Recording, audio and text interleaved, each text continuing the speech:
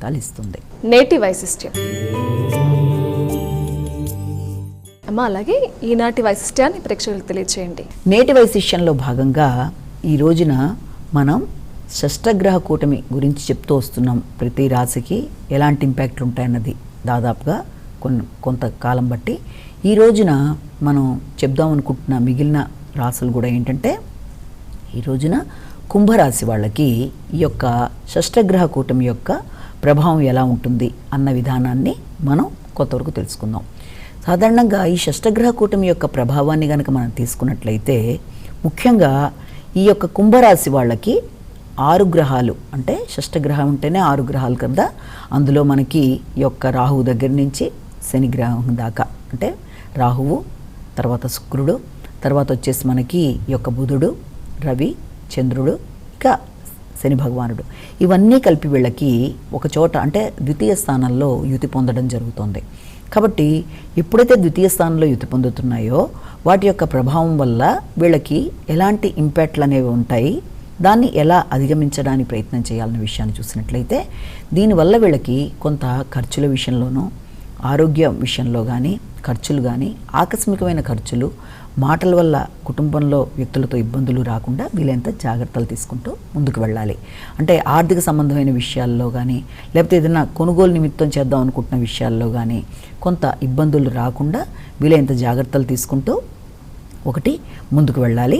అలాగే దాంతోపాటుగా ఆకస్మికమైన ఖర్చులు, అంటే ద్వితీయ స్థానం నుంచి ఆ గ్రహాలన్నీ కూడా మళ్ళీ మనకి అష్టమ స్థానాన్ని చూస్తున్నాయి కాబట్టి వీలైనంత వరకు వ్యక్తులతో విభేదాలు కానీ, ఆకస్మికమైన ఖర్చులు కానీ, ఆర్థిక సంబంధమైన విషయాల్లో కానీ మొదలైన వాటన్నిటిలోనూ వీలైనంత జాగ్రత్త తీసుకోవాలి. అంటే దీని యొక్క ప్రభావం మహా అయితే మనకు ఇంకో 2 నెలలు ఉంటుంది. కానీ ఎప్పుడూ కూడా మనం దీన్ని దేంతో కలిపి చూసుకోవాలంటే, మనకి నడిచే దశలో అంతర్దశలో మన జన్మజాతకాన్ని కూడా కలుపుకొని చూసుకొని ముందుకెడుతున్నప్పుడు ఇది గోచార రీత్యా ఈ షష్టగ్రహ కూటమి అనేది ద్వితీయ స్థానంలో ఏర్పడినా కూడా దాని అధిపతి చతుర్థంలో ఉన్నా, అలాగే అక్కడి నుంచి ద్వితీయం నుంచి అన్ని గ్రహాలు కూడా అష్టమాన్ని చూస్తున్నప్పటికీ కూడా వీటి ప్రభావం అనేది తాత్కాలికం. కానీ పర్మనెంట్గా మనకి మన యొక్క జన్మజాతకంలో ఉన్న ఈ యొక్క నడుస్తున్న దశలు అంతర్దశలు అవి కనుక సపోర్టివ్గా ఉండి మంచి దశలు అంతర్దశలు నడుస్తున్నప్పుడు దీని విషయంలో ఎదురయ్యే ఇబ్బందుల గురించి ఎక్కువ టెన్షన్ పడవలసిన అవసరం అయితే ఉండదు, ప్రమాదం అయితే ఏమి ఉండదు.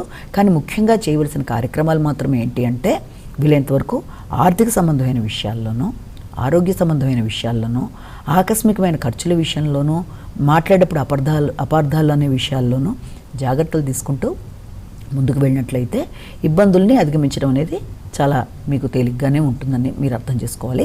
అలాగే ఈ షష్టగ్రహ కూటమి సమయంలో మనం ఏ రకమైన శ్లోకాలు పఠించి అలాంటి సమస్య ఏదన్నా ఉన్నా అధిగమించగలము అన్న విషయాన్ని చూసినట్లయితే, వీలైనంత వరకు మీ యొక్క శ్రమ, కాలం, అలాగే దాంతోపాటు ధనం, ఈ 3 వృధా కాకుండా ఉండడానికి మీరు చేయవలసింది సుమంతో శ్రీ కార్తవీర్యార్జున అనే శ్లోకాన్ని అధికంగా, అది కూడా ఉదయం 5 to 6, సాయంత్రం వచ్చేటప్పటికి మీకు 6 to 7 మధ్య వీలైనంత ఎక్కువగా మీరు చేసుకోవడం బట్టి, ఎందుకంటే రేపు 29 మార్చిన ఈ ఫామ్ అవుతున్న ఈ షష్టగ్రహ కూటమి యొక్క ఇంపాక్ట్ రాగల 2 నెలల్లో ఉంటుంది కనుక ఈ 2 నెలల్లో ఆర్థిక, ఆరోగ్య, ఖర్చులు ప్లస్ అపార్థాలు అనేవి లేకుండా జాగ్రత్త పడడానికి మనం ఈ కార్యక్రమాలు చేయడం, అంటే ఈ సుమంతో ఒకటి, అలాగే శ్రీరామ జయరామ జయ జయరామ పుణ్యబలం పెరిగిందనుకోండి, ఆటోమేటిక్గా సమస్యలను అధిగమించే బలం కూడా ఏర్పడుతుంది. కనుక ఇవి చేసుకున్నట్లయితే ఏ రకంగానూ అంతగా మనం టెన్షన్ పడవలసిన అవసరం లేదు.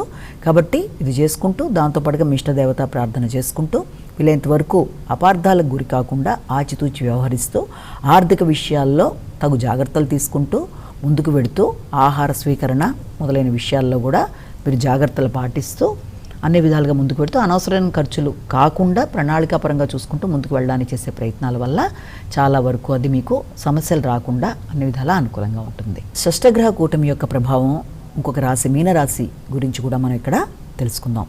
మీనరాశి వాళ్ళ విషయం తీసుకునేటప్పటికీ మీనరాశిలో వచ్చే నక్షత్రాలను కూడా ప్రధానంగా మనం పూర్వభాద్ర 4వ పాదం, ఉత్తరాభాద్ర 4 పాదాలు, రేవతి 4 పాదాలు. అయితే ఈ యొక్క మీనరాశి వాళ్ళకి ఈ షష్టగ్రహ కూటమి అంటే 6 గ్రహాలు కలిసి రాశిలోనే ఏర్పడుతున్నాయి. రాశిలో ఏర్పడుతూ సప్తమ స్థానాన్ని చూడడం జరుగుతుంది. అలాగే ఆ రాశి మీనరాశి అధిపతి తృతీయ స్థానంలో ఉండడం కూడా జరుగుతుంది.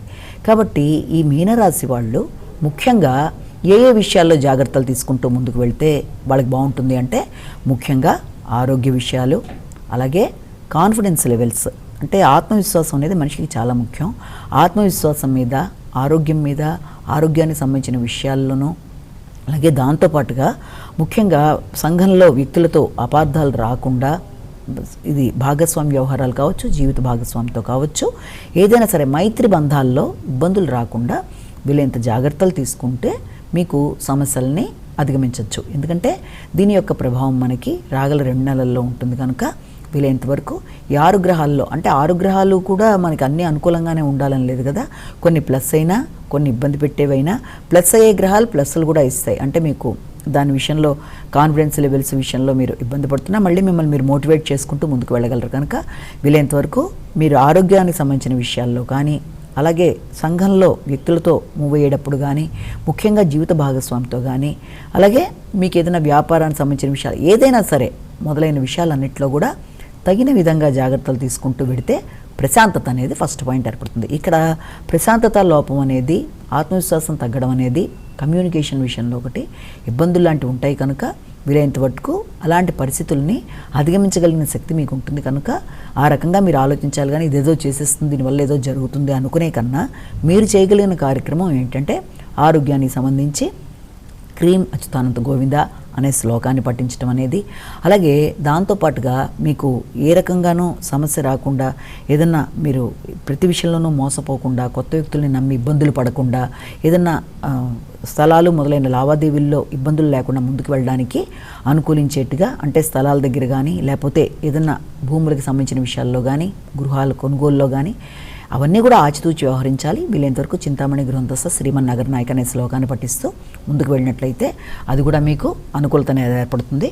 కాబట్టి వీలైనంతవరకు షష్టగ్రహ కూటమి అన్ని రాసుల వాళ్ళకి కూడా ఏదో కొంత ఇబ్బంది పెట్టినట్టుగా కనబడుతుంది. కానీ అది మహా ప్రమాదం, దానివల్ల ఏదో జరిగిపోతుందని అనుకోకుండా ప్రతి వాళ్ళు కూడా 12 రాసుల వాళ్ళు తమకి చెప్పిన శ్లోకాలని పఠిస్తూ తాము చేయగలిగినట్టుగా అంటే ఎవరితోనో మాట్లాడితే అపార్థాలు వస్తాయి అనుకున్నప్పుడు మాట్లాడే దాన్ని ముందు మనం ఆలోచించుకొని మాట్లాడితే అపార్థాలను అధిగమించగలం. అలా ప్రతిదాన్ని మనమే గుర్తుపెట్టుకొని జాగ్రత్త పడుతూ ముందుకెడితే ఈ సమస్యల్ని మీ అంతటి మీరు కూడా కొన్ని దాటేవి కూడా ఉంటాయి. కనుక ఆ విధంగా ప్రయత్నం చేస్తూ ముందుకు వెళ్ళినట్లయితే అన్ని విధాలా అనుకూలంగా ఉంటుంది.